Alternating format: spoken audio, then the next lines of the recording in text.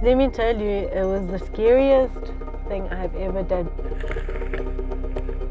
Waiting there, like waiting to jump off a cliff. I was always interested in aviation. It's the freedom that you have. The moment you take off, you don't think about anything else.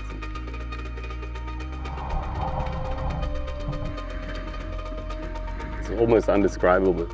If you haven't done it yourself, you just wouldn't really know what it's like. And I'm sitting there going, do I really have to do this? So I believe to this day that the species chose me.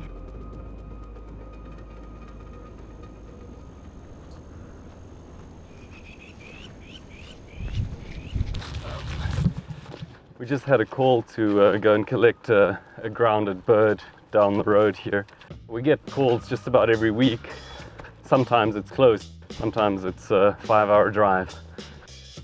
I've always kind of been fairly animal crazed. Whoa! Whoa. It wasn't doing it to me, it was doing it to you. I'm quite shaken, I have to be honest.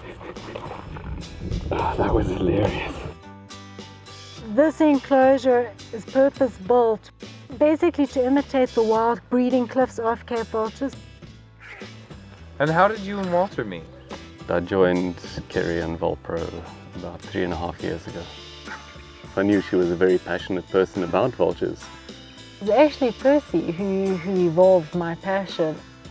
He's my special friend. I had the opportunity of hand-raising Percy when he was 10 days old, and that was my changing point.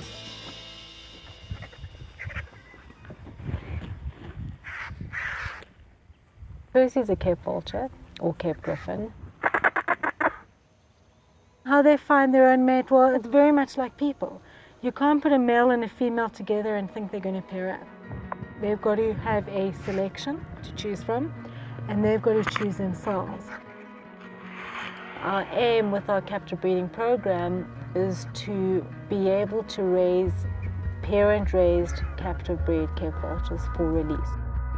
Percy's now 8, and he's given us, with his mate, because he's a boy, his first egg this year.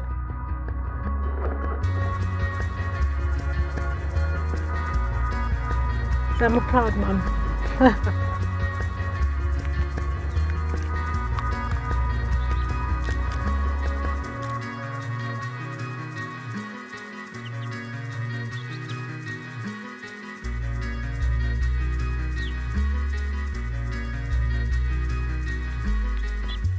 They pair for life, and they share with the nest building, the incubating, the raising of the chick. Very, very good parents. So the idea for us is if they do breed any offspring, to send them back to their native area for release. They start flying up and down in the enclosure more, and when you come in there, they're up against the opposite side on the top perch or something, and then you know it's time for them to go.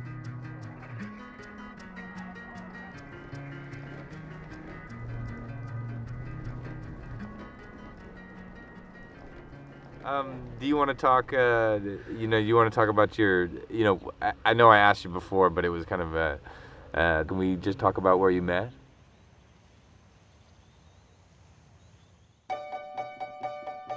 Wolter, he stalked me, and he said he didn't, but he did. He stalked me, sent me this really odd mail going, "Hi, would you like to come paragliding with me?"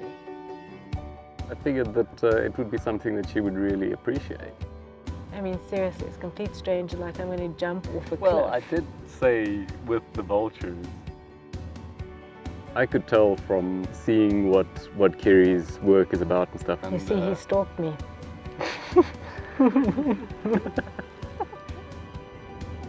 I was so scared, you have no idea. Waiting there, like waiting to jump off a cliff. But it was amazing. Once we took off, it was totally different to what I expected.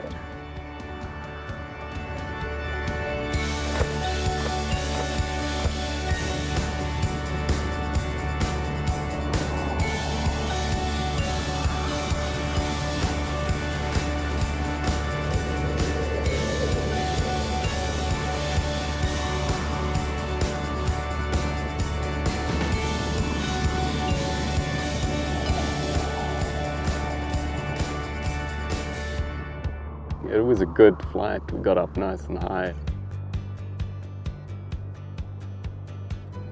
You very often see birds flying just for fun, and we had several hundred birds all around us. They see a bird turning in a thermal. They can't help themselves. They all take off and they go and climb up in that thermal and see where it goes. They're out there flying around, screaming and shouting. That's fun. They're enjoying it. We've probably released over 250 vultures. The release to me reminds me of why we do it. To stabilize the Cape vulture population, where it no longer declines and hopefully starts increasing. Whatever we do for the Capes has a knock-on effect for all species globally. Having an influence on the survival of all vulture species. That's the main goal.